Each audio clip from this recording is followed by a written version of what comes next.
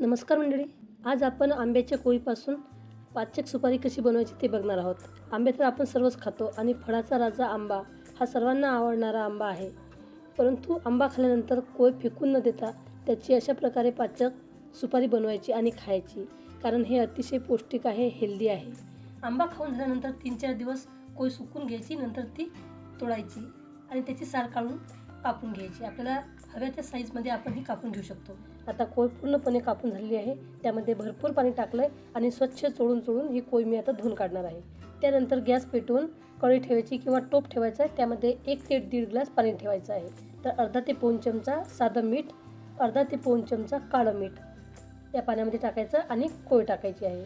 अर्धा चमचा ओवा, अर्धा चमचा जिरे पावडर टाकून नीट परतून घ्यायची. जवळपास 10 ते 12 मिनिटं ही कोय शिजवून घ्यायची आहे आणि उन्हामध्ये सुकवायची आहे. रेसिपी आवडली तर अवश्य करून बघा, खाऊन बघा. धन्यवाद मंडळी.